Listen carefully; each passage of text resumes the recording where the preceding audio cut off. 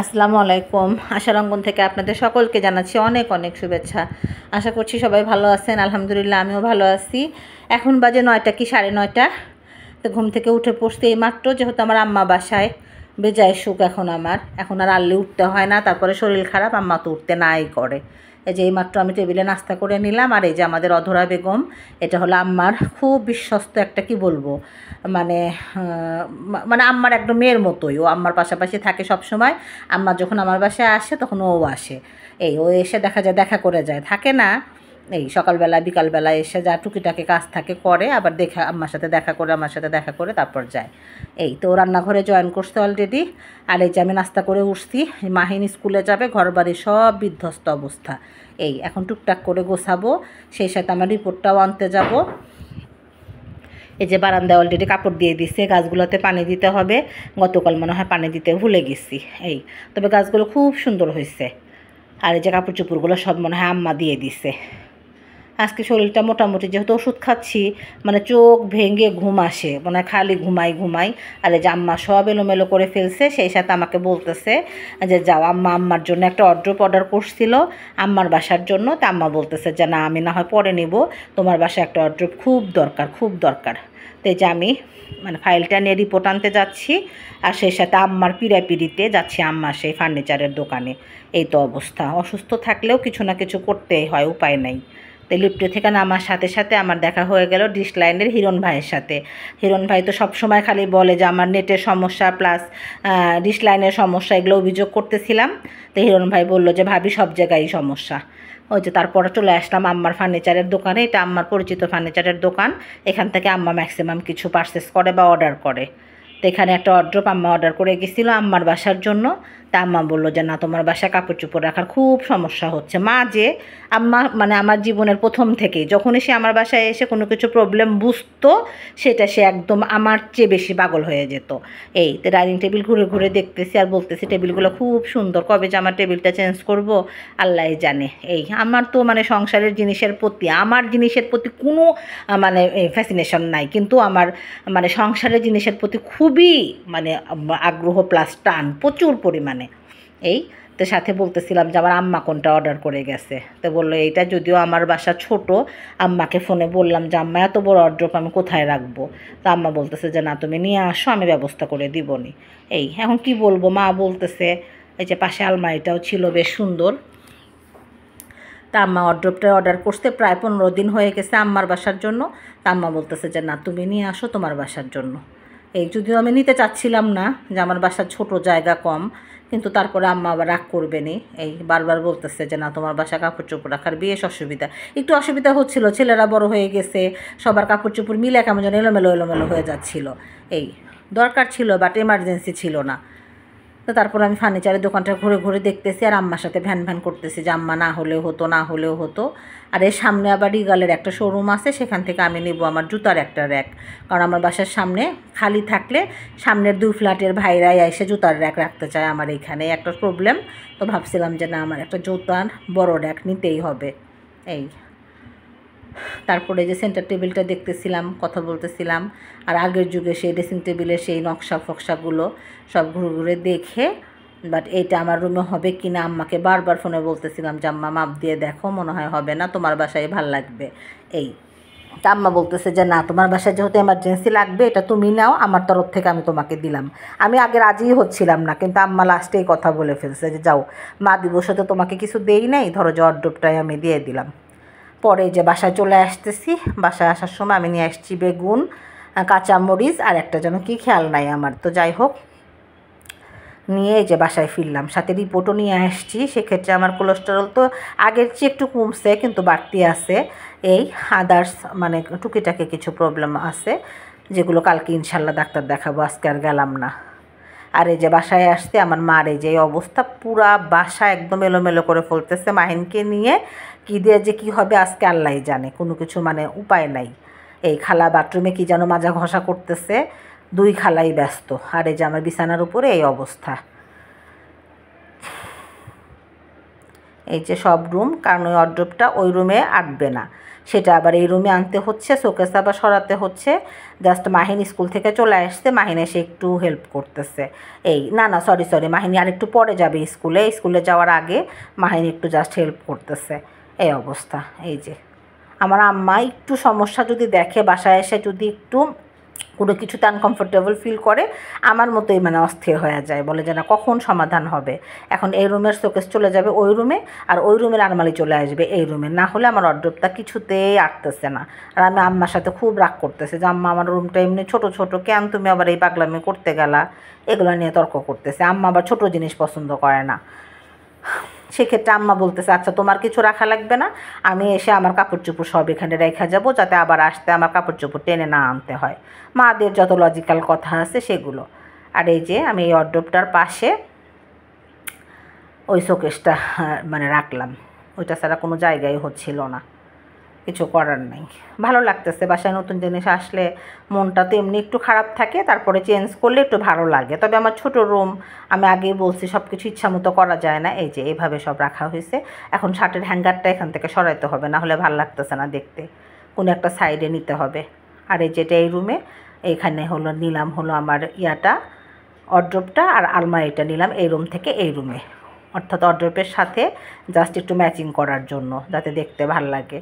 তারপরে এখন আমার আলমারির কালারটা একটু ফিকে ফিকে হয়েছে, এখন মানে পরবর্তীতে আবার ওইটা কালারটা ঠিক করে নিতে হবে বার্নিশটা।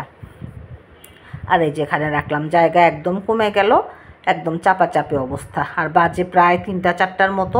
আমার এই যে ঘর ঝাড়ু দেওয়া এখনও হয় নাই, ঘর ঝাড়ু দিয়ে দিব, তারপর আবার ঘর মুছতে হবে। এই তো অবস্থা। জিনিস নাড়াচাড়া করলে কি পরিমাণ যে ধুলা বের হয় বাপরে বাপ, তা বলার মতো না। আর ওয়ারড্রোবটা কিন্তু খুব সুন্দর, আমার মার পছন্দ সবসময়ই ভালো। এই তারপর আম্মা অর্ডার করছিল তো, ডিজাইনগুলো খুব ভালো।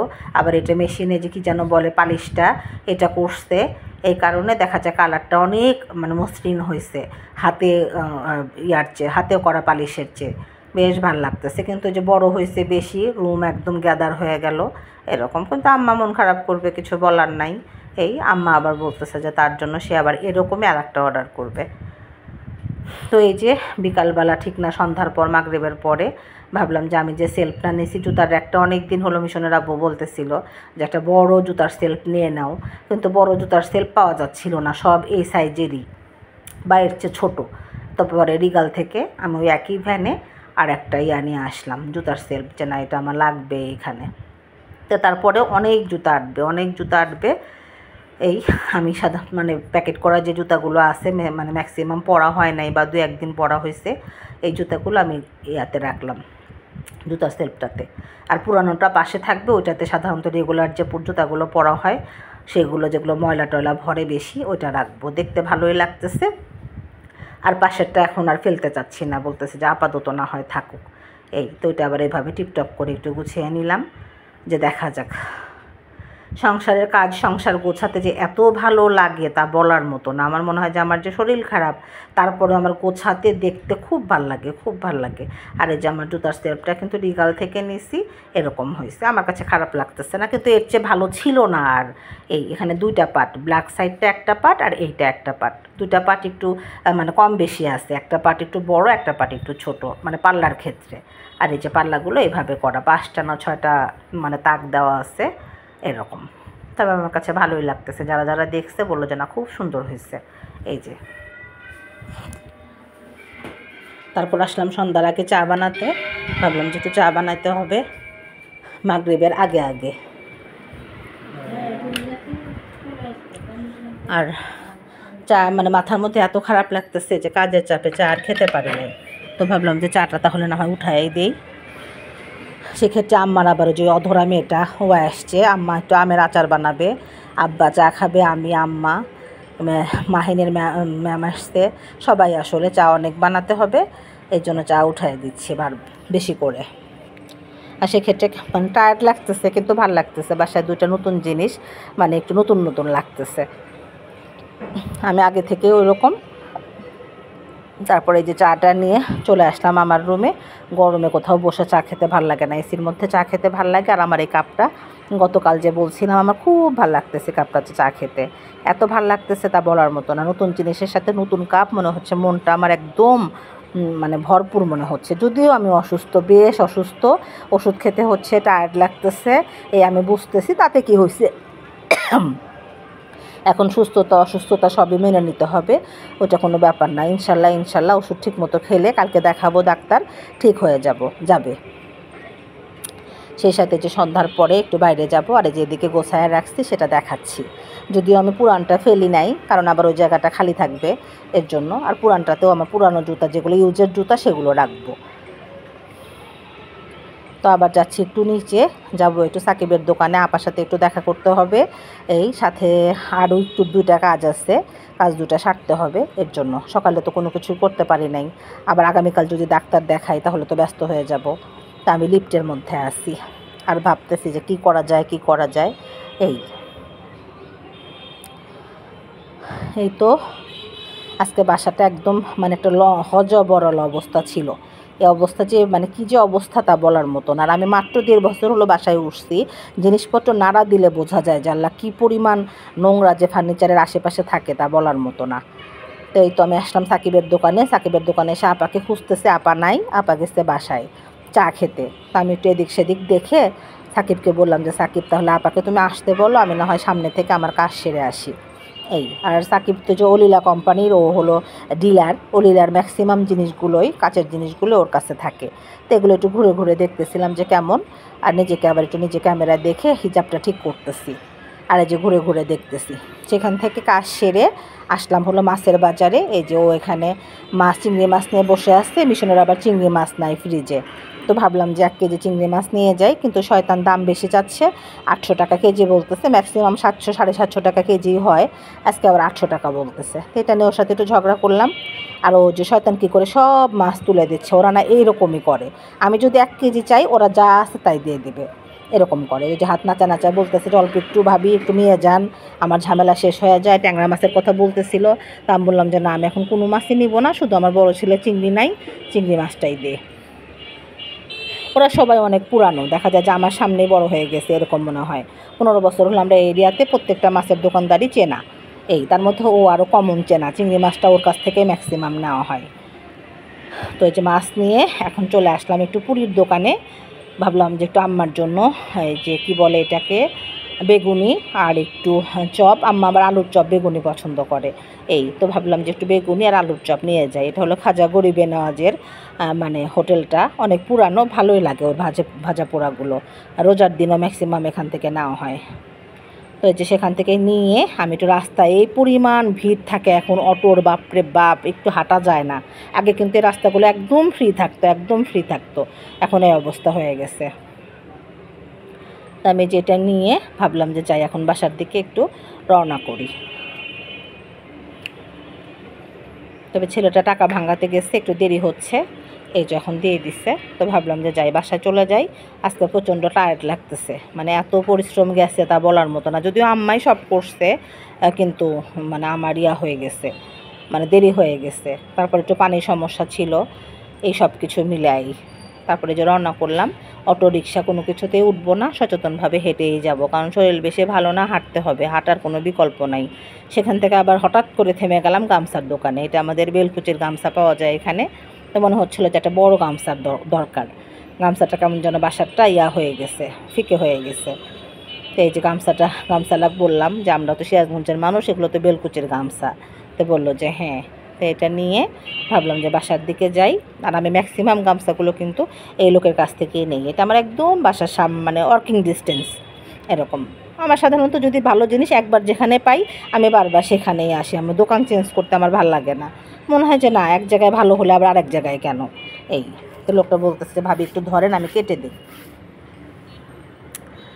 তো আমি এই যে গামছাটা এই কালারের গামছা, উনি আবার বেলকুচি, সাজাদপুর এগুলো সব চেনে, যে হাসতে হাসতে বলতেছিল। তো বলতেছে ভাবি আপনাদের কি তাঁত আছে? তো বললাম যে না, আমরা তাঁতি না, তাঁত থাকবে কিভাবে, আমরা তো সিরাজগঞ্জ সদরের মানুষ। তাঁতি যারা তারা তো জোলা, তাদের থাকতে পারে, আমাদের না। যত কথা মানে গামছা সংক্রান্ত যত কথা। এটা সেখান থেকে চলে আসলাম বাসায়। তবে আজ এই পর্যন্তই, মানে খুব টায়ার্ড লাগতেছে। হাতে আছে মাহিনের একটা এক্সাম ব্যাগ। মাহিন সাধারণত যে সব বই টই মানে ব্যাগে নিয়ে নেয়, একবারে প্রচণ্ড ভার হয়ে যায়, আমার ভয় লাগে যে কাঁধ ব্যথা হয়ে যাবে। তো ভাবলাম যে মাহিনের জন্য একটা ব্যাগ অল্টারনেটিভ নিয়ে যাই, যাতে 2টা ব্যাগ নিতে পারে।